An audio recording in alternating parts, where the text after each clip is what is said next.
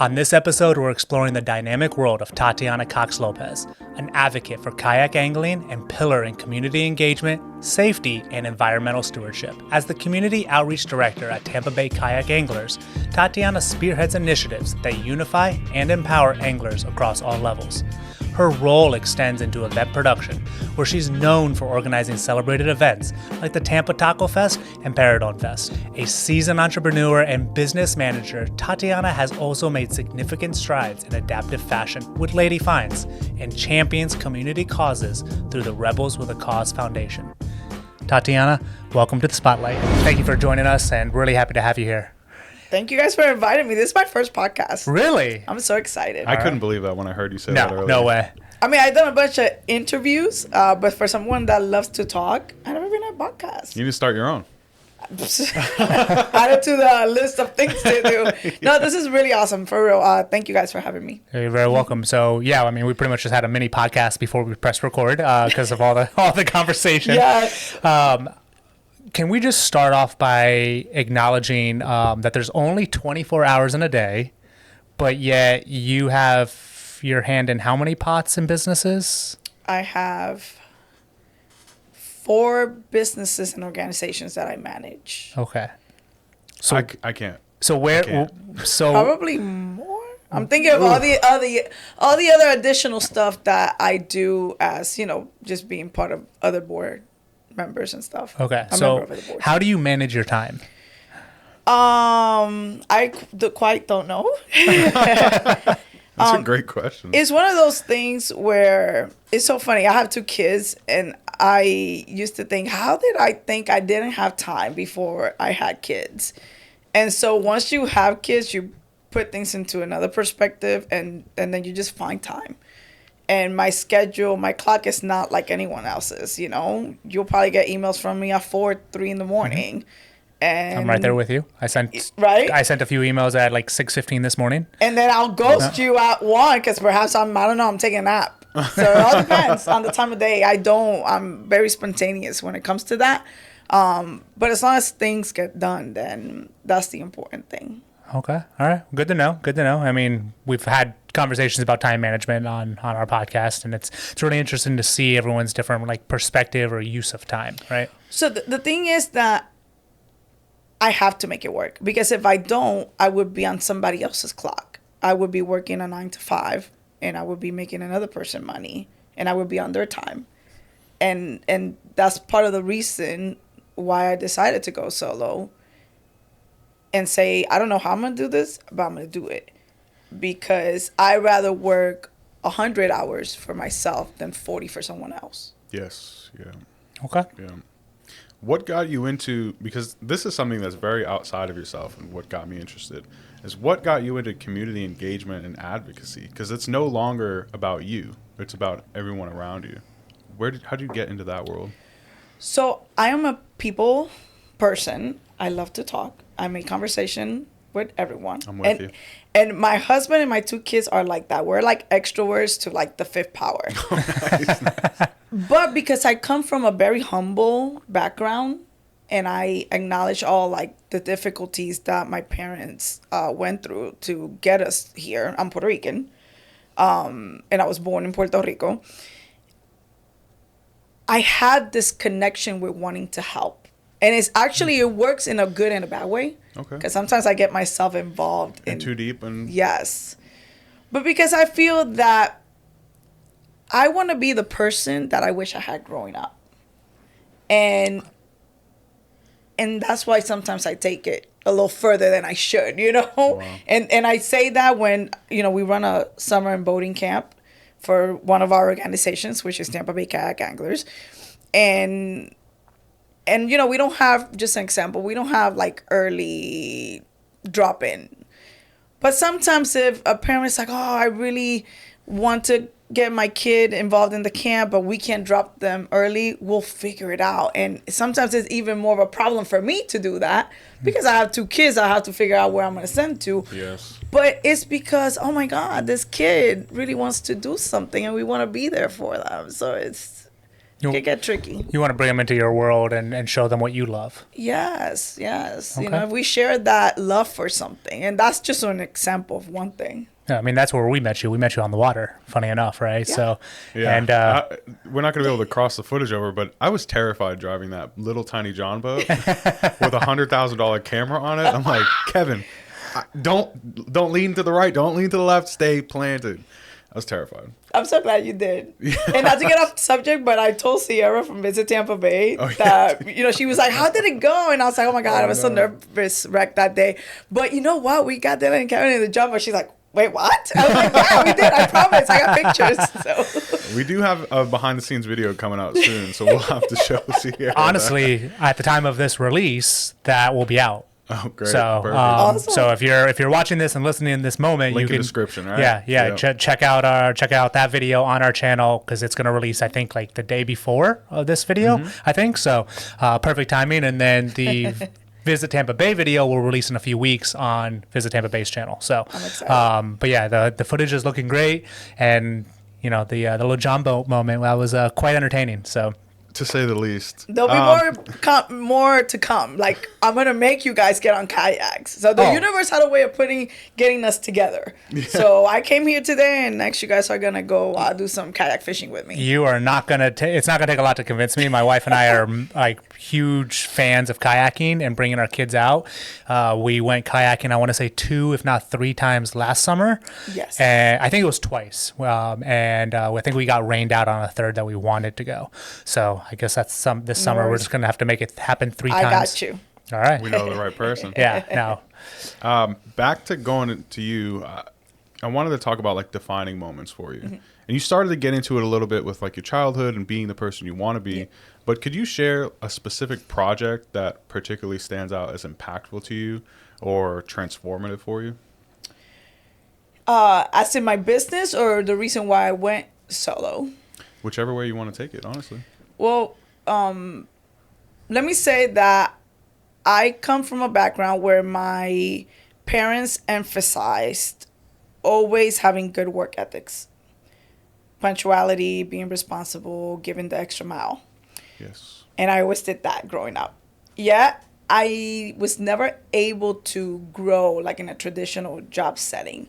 So that kind of messes with you because I'm like, what is it my accent? Is it because I'm a female? Is it because I'm my background? Interesting. And now I feel like God just had a purpose for me. He didn't want me to get comfortable in any job. So in 2014, a colleague of mine says, hey, I have been working for a promotional staffing company. Okay. And we travel the country, best job ever. And my contract was up and I was engaged. And he came up to me and he said, hey, I think we have the resources to open our own business. And even though I didn't have any idea how to run a business, I knew I had the work ethics. Interesting. And the resources because I network all the time. Like, I'll attend things that have nothing to do with me because I'm a people person. I like to talk, right? Yep. But there's always value in those things. 100%. And so that's how I opened my first business with my husband now, saying, go for it. Because I had a job and I had to quit it because I'm like, hey, I want to dedicate myself to that. And he was like, okay, I believe in you. Go ahead. How old were you at the time? I was 30. 30? I was 30. Was the job that you had previously, was it like a well-paying job for you? Were you pretty successful? So my quitting is diving off the deep end. This has been my life, right? So I finished the contract, traveling back and forth. We're about to get married. And then I decided I want to go to law school. So I applied for law school, but in my networking mind, I need to get a job so I could start networking. So I get a job at the courthouse. Because I need the judges to know me. So when I graduate, you're around the best people. Yeah. I found out that there's no way in hell that I'm going to go through with this. This is not me. Wow. I hate it. Okay. No way. So I quit. And then that's when my friend gave me why don't we open a promotional staffing company?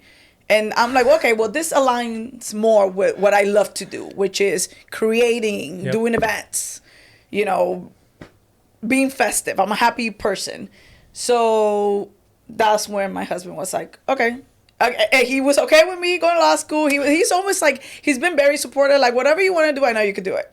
Wow. So, I have to give him the credit, because having a partner that supports you is everything, So, yeah. So we started that company. It didn't work out with him. We're still friends, but we just weren't in the same page when it came to running a business.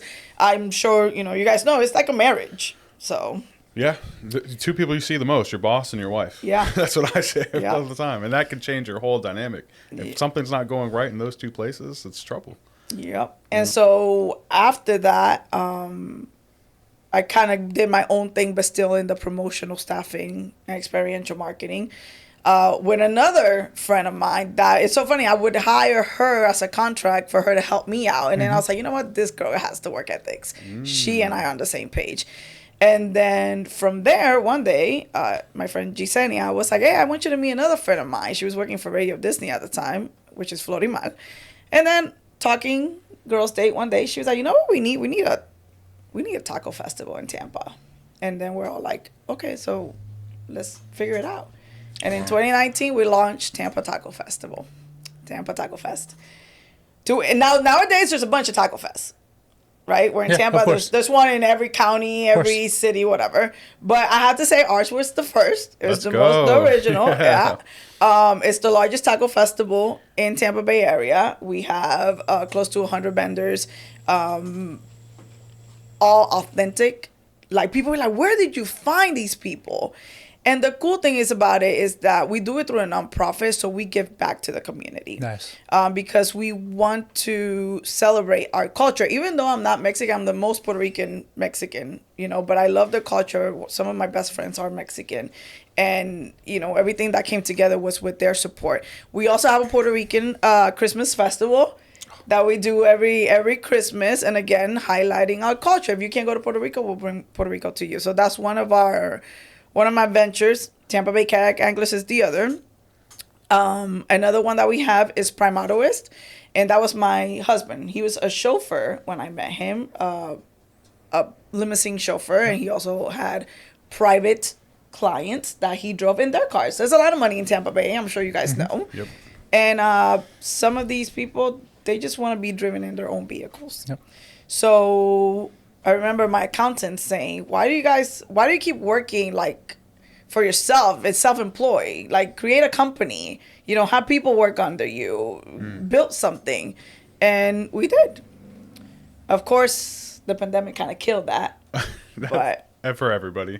Yeah. Times change, but you have to adapt. I was going to say, the adaptation's clearly there, and it's all still occurring. So you landed back on your feet probably because of that work ethic and not the unwillingness to let it die, right? Yeah. So we still have a chauffeur's business because we have those clients that have been with us forever. But thanks to the pandemic, Tampa Bay Kayak Anglers was created because it started as a Facebook group, because that's a passion hobby that my husband and I share. But we never really had the time to go kayak fishing as much as we wanted to. So obviously the pandemic changed all of that. And seeing that our community has such a need, especially the Spanish-speaking community, we started getting calls from people saying, okay, hey, I know you guys love kayak fishing. What kayak do I buy? What fishing equipment do I buy? And teach me how to use it. So, and we're like, okay. And, we were getting calls from people we didn't know. So then Mario and I were like, okay, how do we do this in a way that helps our community? Yes. So that's how the nonprofit. But your time is still valuable, so you need to. Of course. I wish I could go out there and fish and show people how to paddle all day without getting paid, but that's not reality. Yep. So that's why we had to make it into an organization that where other companies could support us financially. It's a beautiful thing that you're intuitive enough to understand that that's something that needs to be done, bringing funding in, and that you can technically, I don't know how you feel about it, but live a life that people are dreaming of and still have it funding you, but you're having fun. I thank God every day for the life I live, because even though it might sound very pretty, right? Like, I do all these things that I love. I put on festivals. I show people how to paddle. But it's hard work. But life is hard. Yes. You just got to pick your heart. Yes. And so that's why I chose that this was going to be my heart. you know. And with that, you know, I just recently started homeschooling, and people are like, how the hell do you have the time to do that? Well, I'm not sitting down with my kid, you know, and she's here. Obviously, we don't have the camera on her, but this is homeschooling. She's listening to me, and I want her to know real life lessons that she's not gonna. Yeah, my wife and I, we're planning on having kids soon, and we're talking about what are we going to do for school and things like that. And one of my things is I want my kids to learn life and how to achieve what they want through that. Not go and learn about, you know, they don't teach taxes in school. No, they don't. Hello? Like, that's a problem, right? And your daughter's in a perfect position to figure all that out. I mean, I don't want to put, because I have a lot of teacher friends, and I respect and love, you know, everyone. I mean, my respect for educators are beyond. But we're living in the world where we have so many resources. You know, so my kid is still young. I don't let her just, you know, go on YouTube and do whatever she wants. But I know she has resources that I didn't have. So 100%. So why do you have such a why do you think you have such a diverse set of businesses, and why do you continue to diversify for all intents and purposes? it just happened. Like, life just kind of pushed me through it, because I never, when I was younger, when I was a kid, I thought that you could only be rich if you won the lottery or if you went to like college and got like a super good job. What a opposite. Like, one was education, one was just luck, essentially, is what you're thinking? Yeah. Huh. I think networking was more important than any college. So if you ask me, and I put that on as one question, right? Like, if there was something I could change about my past, I have no regrets. I lived a beautiful, thank God, you know, life. I worked my butt off. But if it was something I could change, was I would bypass going to college, and I would have gotten those $50,000, and I would have invested them. I wish I learned about investing. And that's something that I want to instill in my kids. Yeah.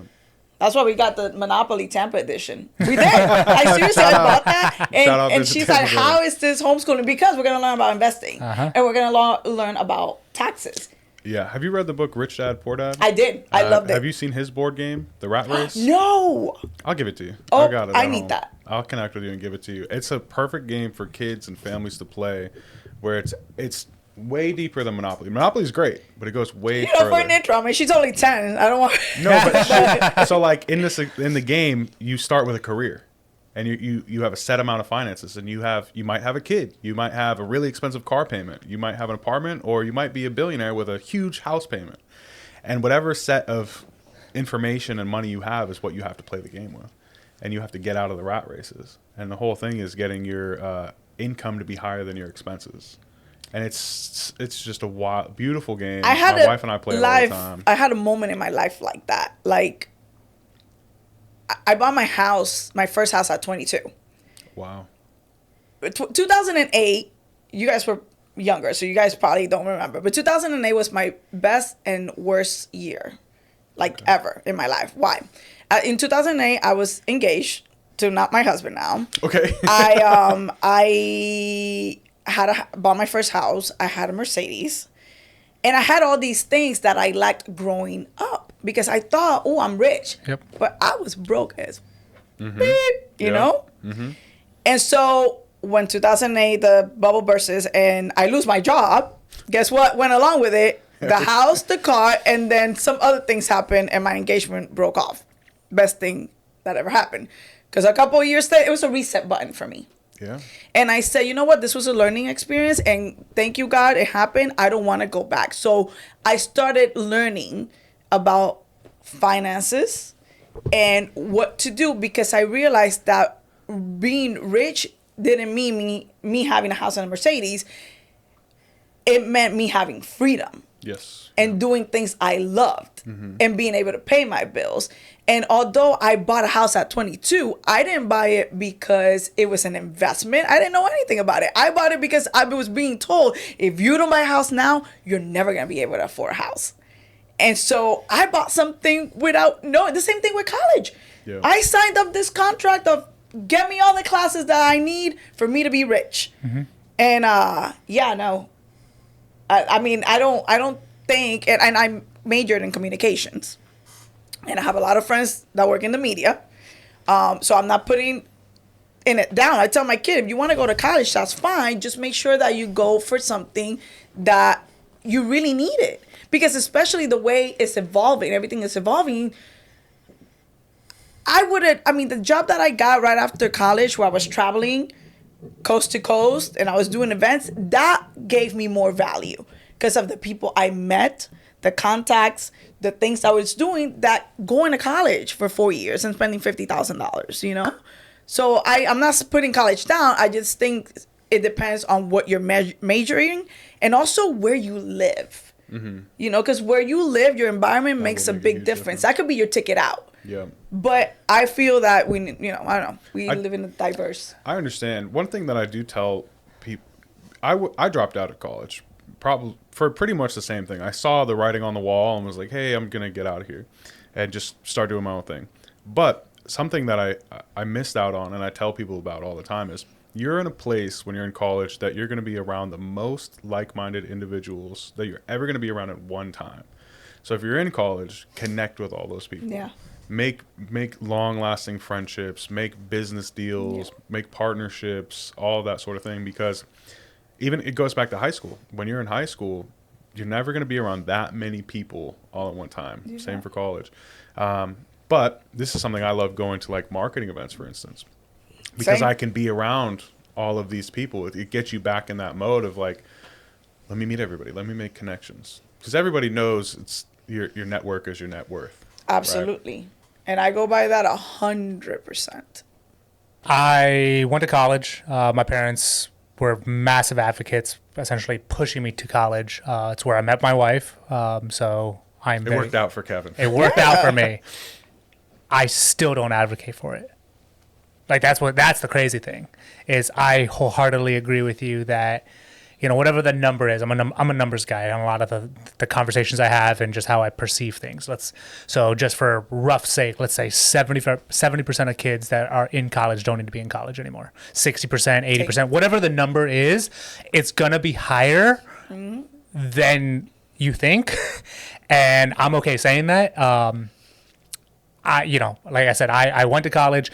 I got my first job because of college, because my first employer made, it was a requirement to have a degree, right? But that's not the case anymore. I mean, I personally, like anybody who we hire for our company, I do not care if they have a degree. Right. I care what they bring to us, skill-wise, personality-wise, value-wise. I look at everything other than a degree. Yep. Does not bother me at all. I don't even ask. It's always entertaining to see everybody's career trajectory once you get to know them and you bring them on your team. But initial conversation, don't care. It does not faze me in the slightest, and it does not affect my initial thought to you. We bring on interns every semester, and we're actually growing our internship program with schools because those that are in school are in need of the practical experience. Right. So we've made a very hefty time and financial commitment to local colleges, all in Tampa Bay region and out to Orlando with UCF. And it's benefiting the students that have already committed to being in college. Yeah. So we are giving back in that regard, and we're very proud of that. But those that are right now, let's say seniors in high school, considering it, I have stated to them multiple times, and so has Dylan, and quite frankly, everybody on our team, to really think about it. Is what you're passionate for really need a degree? Right. Now, if you're trying to be a doctor, yeah, you need to go, or a lawyer. Yes, absolutely. But like our industry, for example, or if you want to be an outdoorsman or outdoors woman, my apologies, you don't need a degree to be in the media field, to do something out on the water, to, I'd make an argument that if you want to be in hospitality, you don't need to do that. If you want to, if you are a numbers person, a good friend of mine is, he's an accountant. He cannot be a CPA because he did not go to college, but he's an accountant and he does a phenomenal job.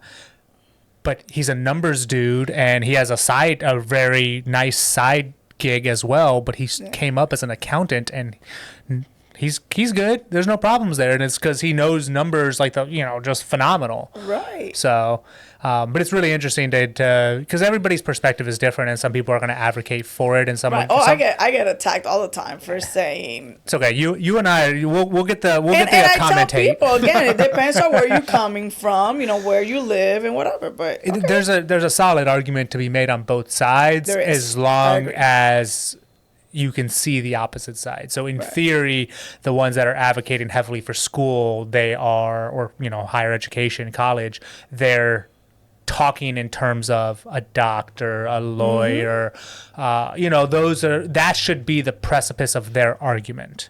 Yeah. And if that is, I'm all ears. And I would love to know at what point they are willing to see our side, like here's the benchmark, that anything at this line and above, yes, and this line and below, probably not. And even then, the below, call it below the line in this example, maybe there's one randomer moment that kind of makes sense. But yeah, it's really interesting. It is. Yeah, like our world is changing so fast. Oh, yes. Yeah. I mean, we talk about like ChatGPT and things like that all the time, AI, and it's just mind blowing at how much it changes. But I do want to talk about like partnerships. Yeah. So we talked about education, and a part of that conversation was networking and communicating with other people. Do partnerships play a big role in your projects? And can you share how collaborations help to advance your events or your businesses? We are all a part of the Visit Tampa Bay affiliation. And that's been a really big motivator for us and put us in a lot of great positions to talk to people, network, and do business with people. What are partnerships doing for you, and how does it really affect you? It's the core of everything we do. I think that's how we've been able to grow all of our business. I'm a partner in another business I didn't mention, which is Lady Finds Adaptive, apparel brand, and I also run the nonprofit organization Rebels with a Cause Foundation. And when the founder came to me with the idea, I'm like, I want in. And she's a beautiful young lady that has many ideas, but she's like, how do I run a business? And I said, okay, well, by now I have the experience, right? So I'm helping her out. And the first thing I said is we got to network. So we're going to join Visit Tampa Bay. We're going to join all the chambers of commerce. We're going, because again, it's who you know. Yep. Mm-hmm. It is who you know. And to this day, like last week, we were in Tallahassee through Tampa Bay Kayak Anglers filming. My husband, my 2 kids, and I, we were filming a Hispanic campaign for the Recreational Boating and Fishing Foundation and Florida Fish and Wildlife Conservation Commission.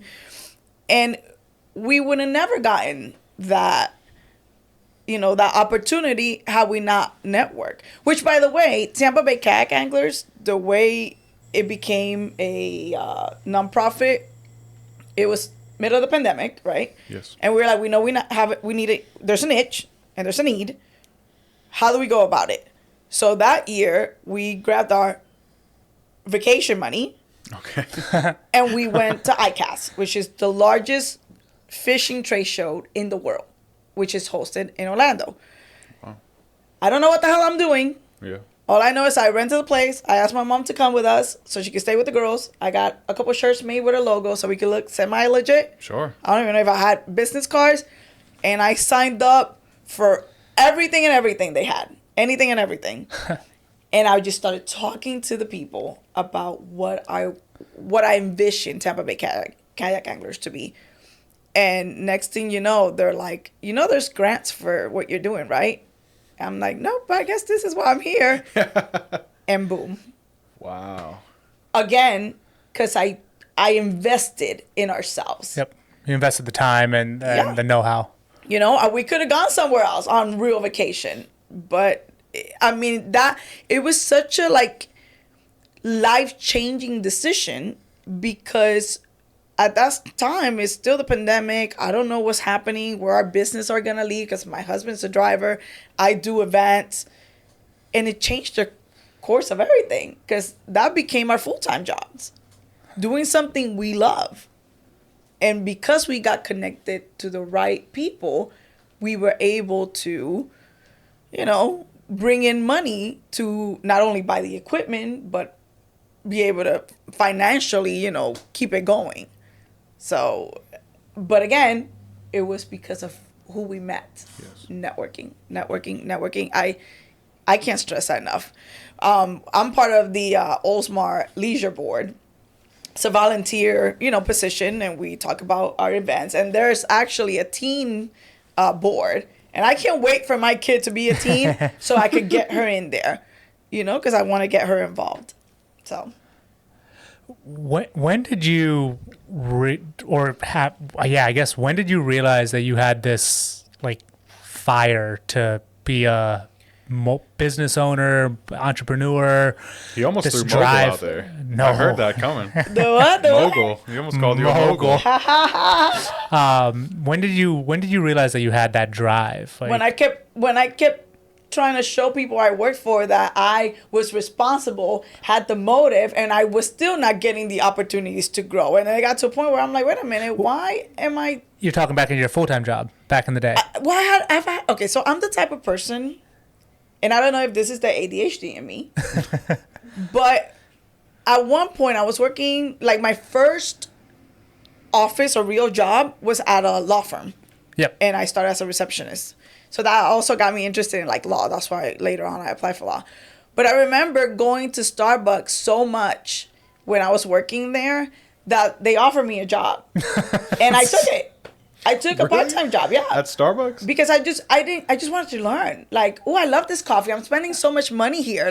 What if it's I'm always intrigued about something, and that's also part of the reason why my businesses are so diverse.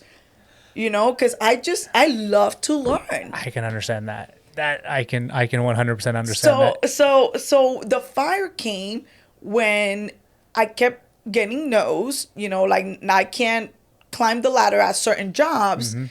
And then it was like, wait a minute, why am I trying to climb anyone's ladder? I need to build my own ladder.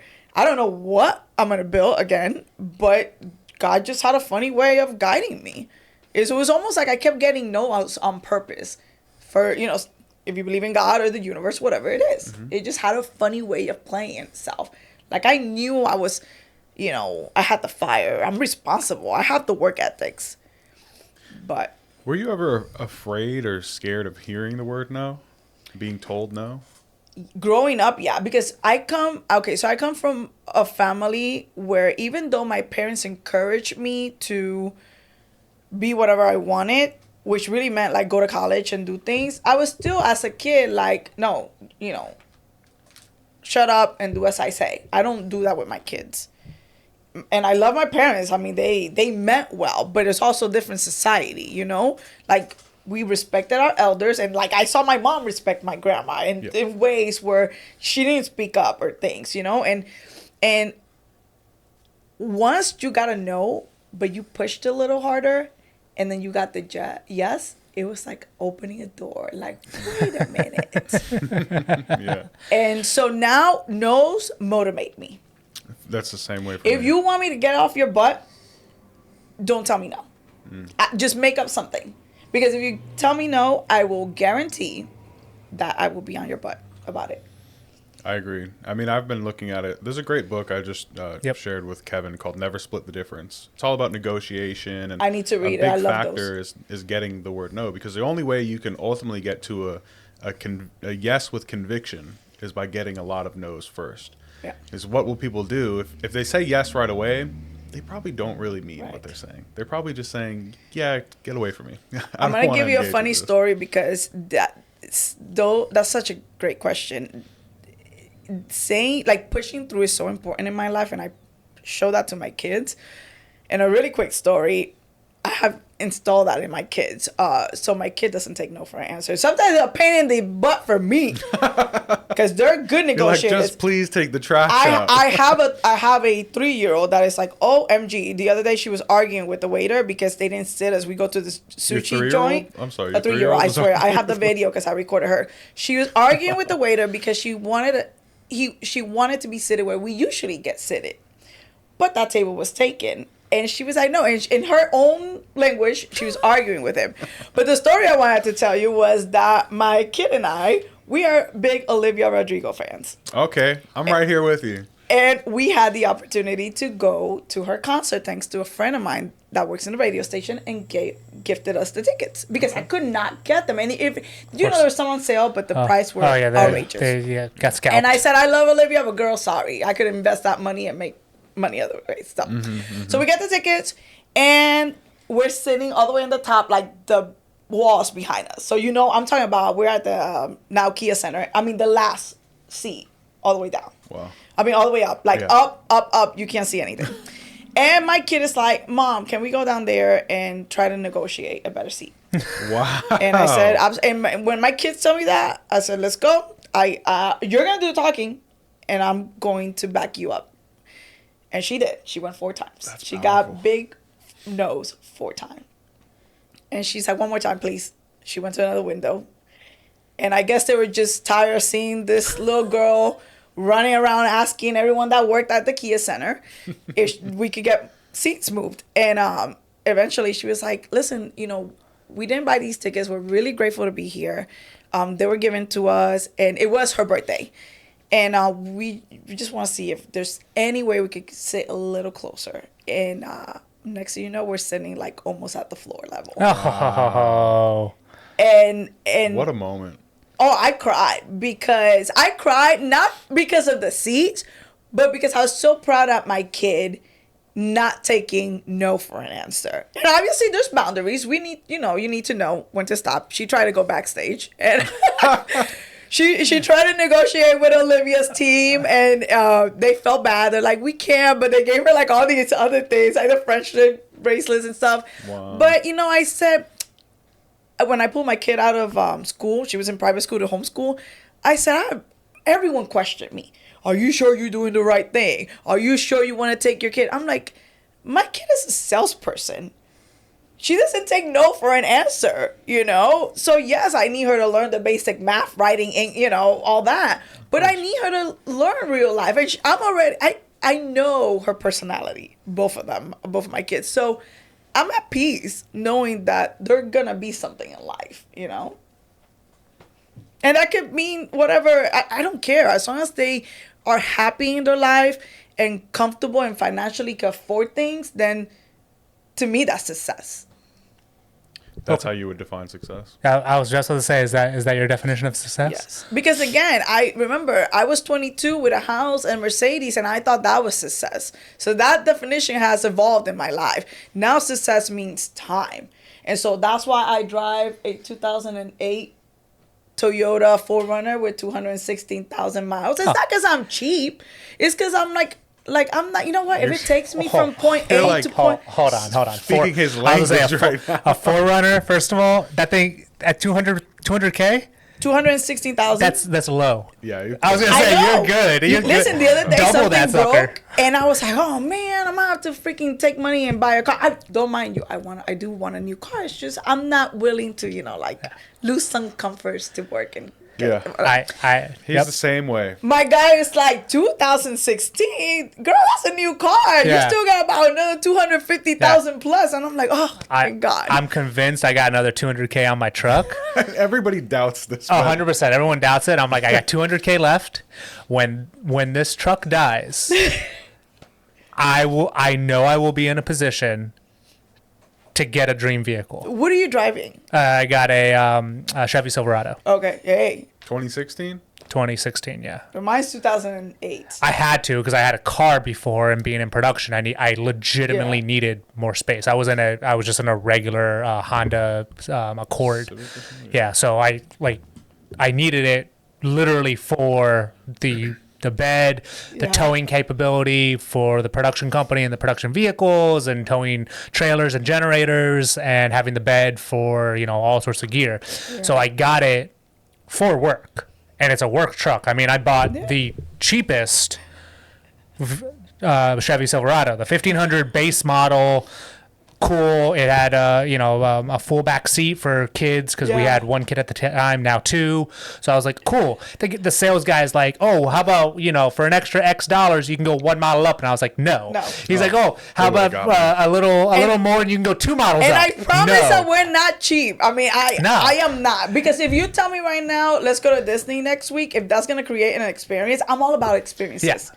I am like, you can't call Kevin cheap. He bought a $100,000 camera. I don't care what car you drive. If you put that camera in the passenger seat, that's a $100,000 car. Yeah, so I was just saying that. And the same with my house. Our house is small. My kids share a room, and it needs a lot of work. But guess what? It's almost paid off. Mm-hmm. So I'm okay. I'm okay, because it gives me the freedom. Like in almost 2 years ago, 2022, we had bought a RV, and we went across the country for 5 weeks. Wow, and I loved it. And it's so funny, right? Because we lived for 5 weeks in a small travel trailer. And when I came back to my small house, I felt overwhelmed by the space. So that really puts you in perspective that we don't need that much material stuff.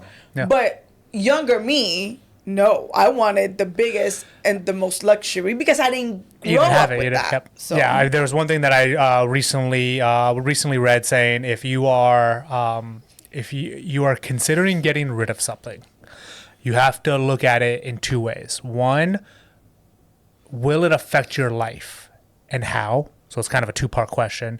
And the second is, will you need to buy something to replace this item?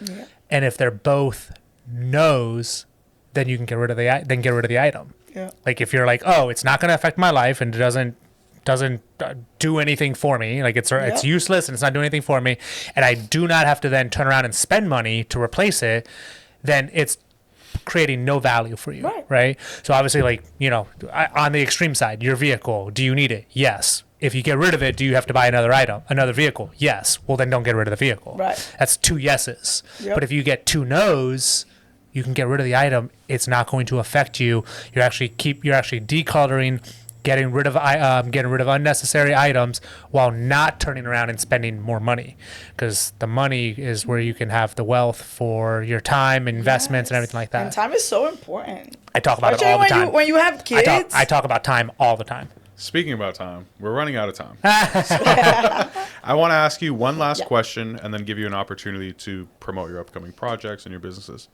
So for my last question, what advice would you give your younger self, your daughters, or someone who's brand new entering into whatever industry? To network,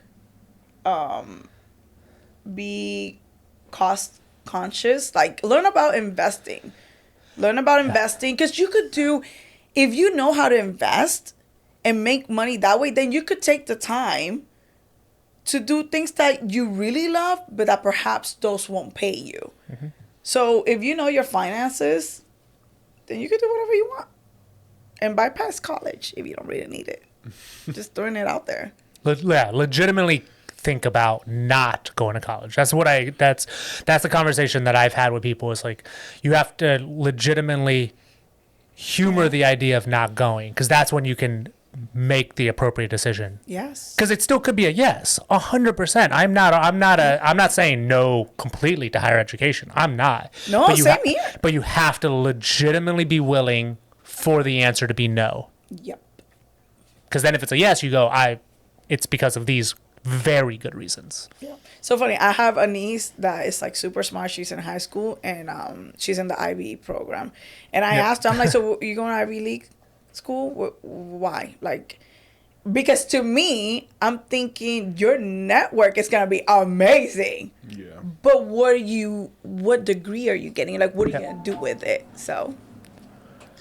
Well, thank you for that. Would you just tell us what upcoming projects you have, what's next for you, and let everyone know about all of your businesses and maybe Yay. what's a key source to find them. Yeah, we have a lot of stuff coming up. I would say please follow Tampa Bay Kayak Anglers. We do a lot of community events. Most of them are free or very, very low cost. So if you're interested in the outdoors, you want to learn how to fish, paddle, do the whole 9 yard, do that.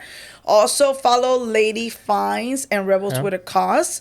That's our that adaptive apparel, because we're going to be very active with that. And our festivals, Tampa Bay, Tampa Taco Fest, coming up in February. Sorry, next year. We just had it. Parrandon Fest for Christmassy. And yeah. I think we'll have to bring the whole team and family out I to am- the taco. Oh, Fest. please. You will Both. really Why enjoy not? it. Yeah. Let's double down. Let's do the Christmas one and tacos. I'm down for both. 100%. All right. Well, that's it. That's our time. Just want to say thank you for coming in and Thank you, allowing guys. us to use some of your time to just talk, chat, and pick your brain a little bit. Yeah, thank you. I really enjoy this. And again, thank you for first podcast. First of many. Yes, I hope so. She's starting her own soon, guys. I put that on the list. Nah. I'll just be a guest here. Call me when you need. Nah. Deal. All Let's do it. right, recurring guest. We heard it here. All right, Thank you, guys. Thank you. Thank you.